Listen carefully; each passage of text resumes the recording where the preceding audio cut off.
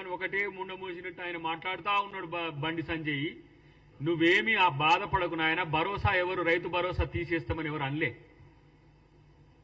మీకు చేతనైతే ఆ మోడీ గారి కాడ పోయి కూర్చొని ఏమన్నా ఉంటే సాధించుకొని రండి. కనీసం విభజన చట్టంలోని అంశాలనన్నా సాధించుకొని రండి 11 సంవత్సరాల మీ పరిపాలనలో. ఇలా మీకు 8 ఎంపీలు ఇచ్చిండ్రు, 8 ఎమ్మెల్యేలు ఇచ్చిండ్రు, మిమ్మల్ని ఇద్దరిని మంత్రులుగా కూడా ఇక్కడ ఎలగబెట్టమని పంపించిండ్రు. మీరు ఏం చేస్తుండ్రు? పొద్దుగాల లేస్తే ఇలా ప్రభుత్వం మీద ఆడిపోసుకోవడం తప్పితే మీకు ఇంకో పని లేదు. ఆ పక్క రాష్ట్రంలో ఉన్న 2 మంత్రులు పాపం వాళ్ళు వాళ్ళ పేర్లు కూడా సరిగా గుర్తులేదు. ఆంధ్రప్రదేశ్లో ఉండే కేంద్ర మంత్రుల పేరు. వారు పోయి ఏ విధంగా లక్షల కోట్లు, ఇలా మొన్న 1,00,000 కోట్లు దానికి అమరావతికి, వాళ్ళని చూస్తే సంతోషం అనిపిస్తుంది అట్లీస్ట్. ఎందుకంటే మనతో విభజించబడి ఆర్థికంగా నష్టపోతున్నామన్న ఆంధ్రప్రదేశ్ కొరకు అక్కడ ఉన్న బీజేపీ మంత్రులు కొట్లాడుతున్నారు. మీరేం చేస్తున్నారు? బూడిద ఇక్కడ. ఇక ఆయన రైతు భరోసా ఉంటుందో ఉండదో అని ఒకటే ముండ మోసినట్టు ఆయన మాట్లాడుతూ ఉన్నాడు బండి సంజయ్.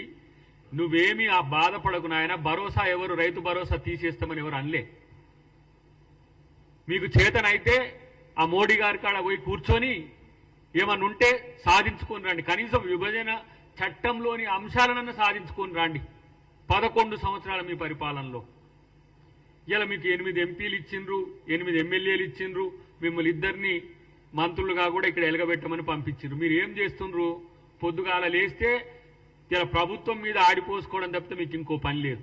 ఆ పక్క రాష్ట్రంలో ఉన్న 2 మంత్రులు పాపం వాళ్ళు వాళ్ళ పేర్లు కూడా సరిగా గుర్తులేదు. ఆంధ్రప్రదేశ్లో ఉండే కేంద్ర మంత్రుల పేరు. వారు పోయి ఏ విధంగా లక్షల కోట్లు, ఇలా మొన్న 1,00,000 కోట్లు దానికి అమరావతికి, వాళ్ళని చూస్తే సంతోషం అనిపిస్తుంది అట్లీస్ట్. ఎందుకంటే మనతో విభజించబడి ఆర్థికంగా నష్టపోతున్నామన్న ఆంధ్రప్రదేశ్ కొరకు అక్కడ ఉన్న బీజేపీ మంత్రులు కొట్లాడుతున్నారు. మీరేం చేస్తున్నారు? బూడిద ఇక్కడ. ఇక ఆయన రైతు భరోసా ఉంటుందో ఉండదో అని ఒకటే ముండ మోసినట్టు ఆయన మాట్లాడుతూ ఉన్నాడు బండి సంజయ్. నువ్వేమీ ఆ బాధపడకు నాయన, భరోసా ఎవరు రైతు భరోసా తీసేస్తామని ఎవరు అనలే.